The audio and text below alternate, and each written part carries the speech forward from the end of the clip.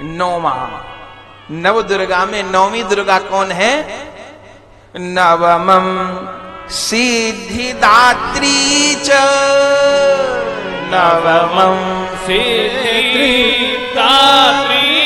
च, नव दुर्गा प्रकीर्तितः, नव दुर्गा प्रकीर्तिता। नौ दुर्गा में नौवीं दुर्गा सिद्धिदात्री है। सिद्धिदात्री का रूप देखिए, आहा, अनेक भुजाओं से आविष्टित कमल पर मैया बैठी है। सर्व सिद्धि माने बताने की जरूरत नहीं, सर्व सिद्धि माने जो जीव के सारे मनोरथ पूर्ण कर देती हो। सिद्धिदात्री की कृपा अब जीवन में कुछ पाना बाकी रह नहीं जाएगा। जो पूर्ण कर देती हो, पूर्ण कर देती हो, जीवन में अपूर्णता समाप्त हो जाए, पूर्ण कर दे, पूरा कर दे, कुछ पाना बाकी न रह जाए। वो नौवीं दुर्गा है सिद्धिदात्री। और नौवीं और अंतिम भक्ति क्या है? आत्मनिवेदनम। आत्मनिवेदन नौवीं भक्ति है। और सिद्धिदात्री सिद्धि दे देती है, माने संपूर्ण कर देती है जीव को। और नौवीं भक्ति आत्मनिवेदन, क्या अर्थ बैठेगा? अच्छा बताइए, गंगा कब पूर्ण होती हैं? गंगोत्री में, ऋषिकेश में, हरिद्वार में, प्रयाग में, पटना में। गंगा कहां पूर्ण होती हैं? बंधुओं, गंगा गंगा सागर में जाके पूर्ण होती। कोई पूर्ण कब माना जाएगा? मेरा काम पूरा हो गया, यह कब कहेंगे? अभी जब हम कथा विश्राम करेंगे तो हमारी आज की कथा पूरी हो गई, ये आपको कैसे पता चलेगा? जब हम कह देंगे जय जय श्री राधे और ये कह के चुप हो जाएंगे, तो अब हमने आज की कथा पूर्ण कर दी। और जब तक हम बोल रहे हैं तो अभी प्रसंग पूरा नहीं हुआ है, समय भी बाकी है, कथा भी बाकी है, प्रसंग पूरा नहीं हुआ है। जब तक प्रसंग पूरा नहीं होगा बोलते रहेंगे, और जब प्रसंग पूरा हो जाएगा तो मौन हो जाएंगे। मौन हो जाएंगे तो आप समझेंगे कि आज की कथा पूरी हो गई। तो जब तक गंगा बह रही है तब तक पूर्ण नहीं हुई। गंगा का बहना समुद्र में जाके पूर्ण हो जाता है। गंगा भक्ति है, गंगा सागर भगवान है। भक्ति की पूर्णता भगवत प्राप्ति में है। और गंगा तब तक पूर्ण नहीं होती जब तक वो समुद्र में जाके मिल नहीं जाती। गंगा सागर स्नान करने जाइए, पता चलता है गंगा कहां है, सागर कहां है। अरे बस सागर उफनता दिखाई देता है, सागर उफनता दिखाई देता है। गंगा मिल गई, सागर में विश्राम हो गया। अब यात्रा बाकी नहीं है। जब तक यात्रा थी तब तक समुद्र में मिलना नहीं था। हाँ, बहुत घाटों पर बही, बहुत सरोवरों में, बड़ी नहरों में, कितने खेत शीतल किए, कितने प्यासों की प्यास बुझाई, कहां कहां बांधों में बंधी, लेकिन पूर्ण नहीं हुई। पूर्ण कब हुई? जब अपना संपूर्ण निवेदन समुद्र में कर दिया। ये सिद्धिदात्री की कृपा है। नौवीं दुर्गा सिद्धिदात्री है और नौवीं भक्ति आत्मनिवेदन है। श्रवणम कीर्तनम विष्णु स्मरणम पाद सेवनम अर्चनम वंदनम दास्यम सख्य आत्म निवेदनम। आत्मनिवेदन किसको? वो गंगा गंगा सागर में मिलती है बंधुओं। ये जीव उस परमात्मा को प्राप्त करता है। श्री गोविंद के, श्री रघुनाथ के चरण कमल की प्राप्ति उस दिव्य साकेत धाम में, दिव्य गोलोक धाम में श्री राधा गोविंद देव, श्री जानकी वल्लभ की चरण सेवा प्राप्त कर लेना ही इस जीवन की सबसे बड़ी सिद्धि है। यही सिद्धिदात्री की कृपा है। नहीं तो हम लोग कहते हैं कहां जा रहे हो घूमने, गर्मी की छुट्टी है इस बार कहां जा रहे हो? अरे भैया इस बार हमने वहां का प्रोग्राम बनाया है, इस बार वहां का प्रोग्राम बनाया है, इस बार तो विदेश घूमने जा रहे हैं, इस बार साउथ में जा रहे हैं, इस बार वहां जा रहे हैं। चलो अच्छी बात है, घूमिए, पर ये भी तो सोचिए कि शरीर छूटने के बाद हम लोग कहां का प्रोग्राम बनाए हैं। ये जिंदगी में जो प्रोग्राम बनाए हैं वहां से तो लौट के घर पे आना भी है, कहीं घूम आइए। आराम तो घर पे ही आके मिलता है, कहीं घूम आइए। तो संसार में जो हम प्रोग्राम बना रहे हैं रात दिन घूमने फिरने के, तो उससे तो लौट के भी आना है, पर इस शरीर के बाद जहां की यात्रा करनी है वहां से लौट के घर पे नहीं आना। वहां का प्रोग्राम बनाए हैं, अरे पता ही नहीं है कि जाना कहां है, यही खबर नहीं है कि जाना कहां है। कभी कभी तो बातें सुन के बहुत हंसी आती है। कोई कहते हैं कि हमारी अम्मा है बूढ़ी, बाबा हैं बूढ़े।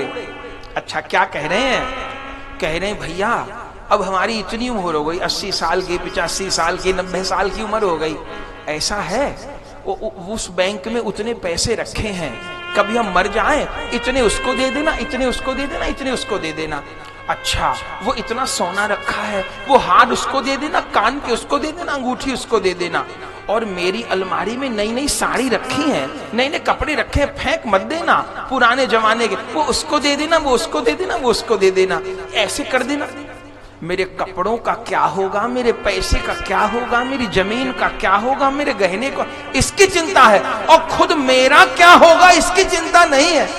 कैसी विडंबना, कैसी माया, मैं मर के किस नरक में गिरूंगा उसकी चिंता नहीं है। ए जमदूत मुझे कहां ले जाके मारेंगे उसकी चिंता नहीं है। मैं कहां जाऊंगा, मेरी सदगति कैसे होगी। ये बच्चों लोगों का तो अब श्राद्ध में, तर्पण में, पिंड दान में, पितृ कार्य में कोई श्रद्धा ही नहीं रही। अभी भी बच्चों को कह के बुलाना पड़ता है, बेटा श्राद्ध है आ जाओ, तुम्हारे दादाजी का श्राद्ध है आ जाओ, बेटा बहू आ जाओ। हाँ हाँ आ गए आ गए, ये सब नाटक। कितने हिंदुओं ने श्राद्ध तर्पण छोड़ दिए, आप सोचिए क्या होगा। हमको तो लगता है 20-25 साल बाद ये श्राद्ध तर्पण बंद हो जाएंगे भारत में। क्या होगा, प्रेत बन के घूमेंगे पितर लोग, जल नहीं देते पितरों को, श्राद्ध नहीं करें, तर्पण नहीं करें। बच्चों की श्रद्धा नहीं है, उनको शिक्षा नहीं दी हमने। जो बेटा बहू हमारे सामने 10 बार कहने पे आ रहे हैं, मरने के बाद करेंगे कुछ, और करेंगे उनको अकल नहीं, कहीं ठीक पंडित ही न मिले, उनको आता ही नहीं था करवाना, गलत सलत मंत्र बोल दिए। पिंड दान करने गए, जौ का आटा लेके आए पिंड बनाने को, उसमें चैटी पड़ी थी, कीड़ा पड़ा, आटे का पिंड बना दिया। नरक में जाएंगे कि स्वर्ग में जाएंगे। पिंडों में शहद मिलाना तो चीटी पड़ी थी, अलग गलत मंत्र बोल दिए। दक्षिण दिशा में तर्पण देना तो पूर्व दिशा में दे दिया, क्या होगा। तर्पण सीधे हाथ के अंगूठे और पहली उंगली के बीच से दिया जाता है। पितरों को ऐसे जल नहीं दिया जाता, पितरों को ऐसे जल दिया जाता है, दक्षिण की ओर मुख करके सीधे हाथ के अंगूठे और पहली उंगली के बीच से जल गिराया जाता है। सीधे नहीं, सीधे देवताओं को दिया जाता है, ऋषियों को प्रजापति तीर्थ से दिया जाता है, पितरों को पितृ तीर्थ से इधर से दिया जाता है। हाथ में 4 तीर्थ हैं, ये देव तीर्थ हैं। देवताओं को ऐसे, ऋषियों को पितरों को यहां से हथेली से ऐसे लेके ऐसे। पितरों को कैसे, पितरों को दक्षिण दिशा में मुंह करके, पितृ लोग दक्षिण दिशा में है, दक्षिण दिशा की ओर मुंह करके जल गिराते हैं। करने ही नहीं आया, उल्टा सीधा कर दिए, मंत्र नहीं बोले, ब्राह्मणी अच्छे नहीं मिले, और फिर बच्चों की श्रद्धा ही नहीं है। क्या होगा।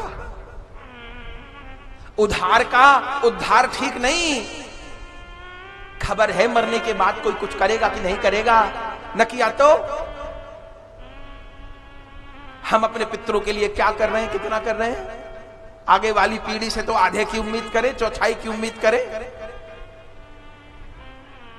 तो हम अपने उद्धार का क्या उपाय किए।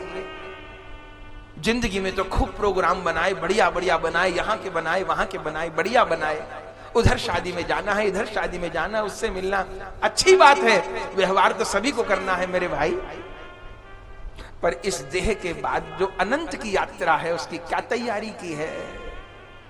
आत्मनिवेदन कहां किए हैं? कौन सी नौका में बैठ करके मैं भवसागर पार करूंगा? जिन रामचरितमानस जी की हम लोग कथा श्रवण करेंगे, राम कथा श्रवण करेंगे, गोस्वामी तुलसीदास जी के चरित्र में लिखा है, जब गोस्वामी तुलसीदास जी रामचरितमानस जी का लेखन किए, 75 वर्ष से ऊपर आयु थी गोस्वामी तुलसीदास जी की, तब तक गोस्वामी तुलसीदास जी नाम की 9 नौका भर चुके थे। जानते हैं एक नौका कितने में आती है? हमें ये तो पता है कि फलानी गाड़ी इतने लाख की आती है, वो गाड़ी उतने लाख की आती है, ये 5 की है, वो 15 की है, वो 25 की है, वो 50 की है, वो 1 की है, वो 2 की है, ये तो हम जानते हैं। पर मेरे भाई, जिस नौका में चढ़ के भवसागर पार होता है, वो नौका कितने रुपया की आती है पता है? हमारे ग्रंथ कहते हैं भवसागर से जो नौका पार करते वो नौका 100 करोड़ रुपया की आती है। तुलसीदास जी अपने जीवन में नाम की 9 नौका भरे थे। अर्थ क्या है? 100 करोड़ हरि नाम लेने पे 1 नौका भरती है। तुलसीदास जी तो 126 वर्ष तक धरा पे रहे, पर जब 75 वर्ष से ऊपर आयु हुई, शंकर जी की आज्ञा से रामचरितमानस लिखने बैठे 1631 संवत में, तब तक नाम की 9 नौका माने 900 करोड़ बार नाम ग्रहण कर चुके थे। 900 करोड़ बार।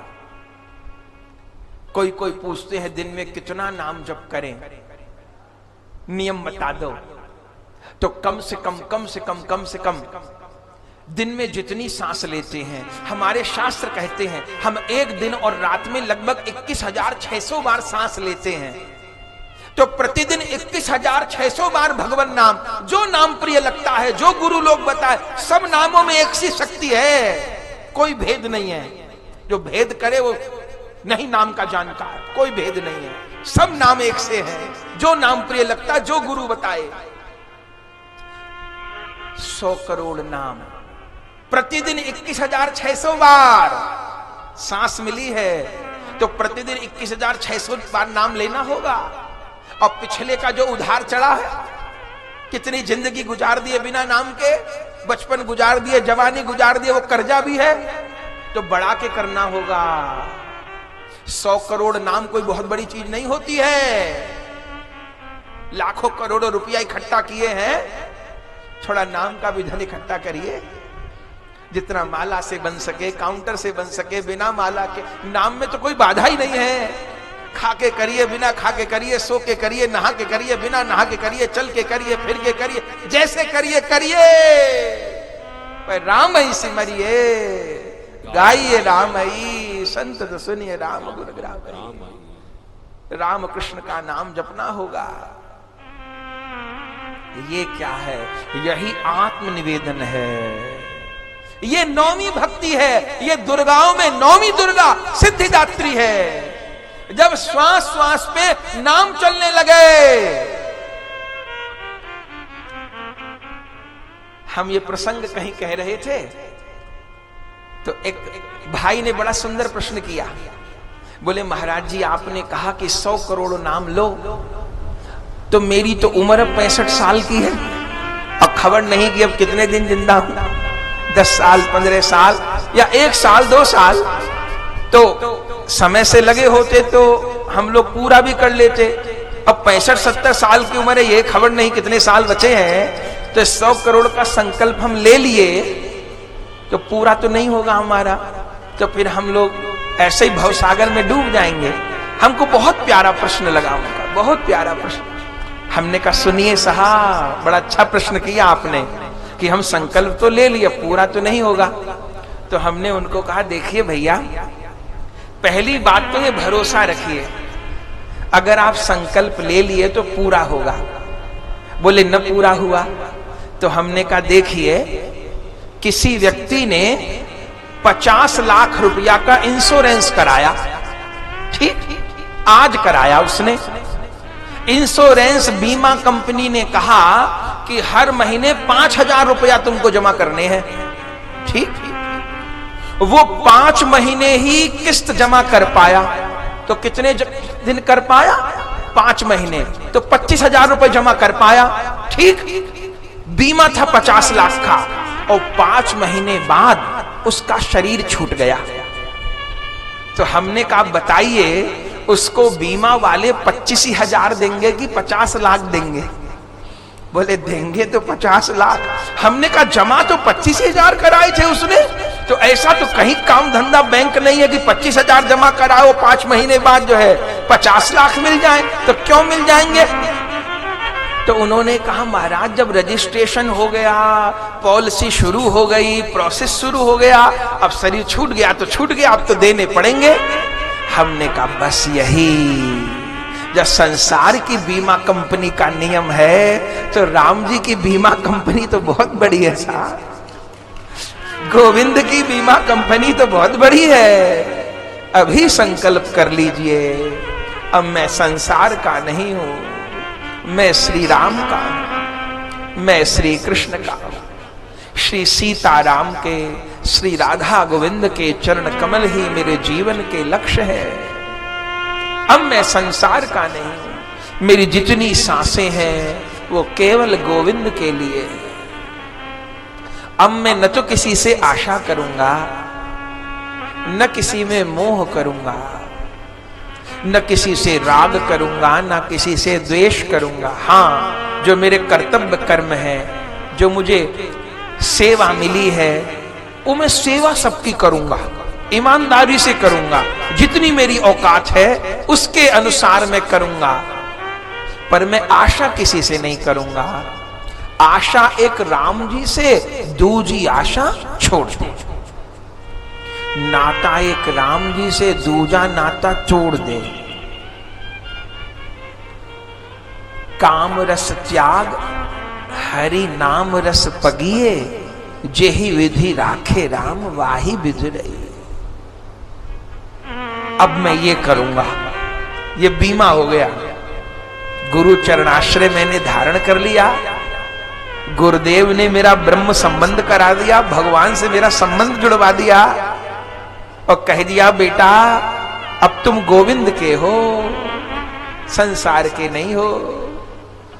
मेरे से भजन नहीं भी हुआ, केवल गुरु पादाश्रय ग्रहण किया, भगवान से संबंध जुड़ा मेरा, और मैंने ये माना कि मैं श्री कृष्ण का हूं, और मैं लग गया। अब 21,600 बार नाम, महामंत्र की 16 माला करिए, हरे कृष्ण कृष्ण कृष्ण हरे हरे राम राम राम हरे हरे। इस महामंत्र की 16 माला प्रतिदिन करिए तो 25,000 नाम हो जाता है। इसलिए महाप्रभु जी 16 माला की आज्ञा की है, 16 माला से कम नहीं करनी, क्योंकि रोज का तो कर्जा उतरे। 21,600 रुपया का रोज कर्जा चढ़ रहा है हमारे ऊपर, तो 25,000 नाम करिए प्रतिदिन, 16 माला करिए तो रोज का रोज कर्जा नहीं। ठाकुर जी मान लेंगे, अरे रोज की रोज किस्त तो दे रहा है, पिछला कर्जा बाकी था, चलो कोई बात नहीं, पर अब किस्त नहीं छोड़नी है, अब रोज 16 माला की किस्त चुकानी है। फिर क्या होगा? अरे 5,000 की किस्त 5 महीने दिए थे, लेकिन मरने पर वह पूरी रकम मिल गई। ऐसे भजन केवल इस संकल्प के बाद 5 ही दिन किए और शरीर छूट गया तो गोलोक धाम की प्राप्ति होगी, वैकुंठ धाम की प्राप्ति होगी। जीव की अधोगति नहीं हो सकती, अधोगति नहीं हो सकती, नहीं हो सकती। ये नव दुर्गा में 9वां स्वरूप है, ये सिद्धिदात्री का स्वरूप है। और 9वीं भक्ति आत्मनिवेदन भक्ति है, आत्मनिवेदन। तो राधा गोविंद देव के चरणों में, श्री सीताराम जी के इष्ट देव के चरण कमलों में आत्मनिवेदन करना होगा। तो मानिए 9 दुर्गा की पूजा हो गई। ये भगवत प्रेमियों, अगर यह वीडियो आपको पसंद आई तो इसको लाइक कीजिए और अधिक से अधिक शेयर कीजिए। परम पूज्य श्री गौरदास जी महाराज जी के YouTube चैनल को सब्सक्राइब करें। पूज्य महाराज श्री की कथाओं को सर्वप्रथम देखने के लिए बेल आइकन दबाना ना भूलें।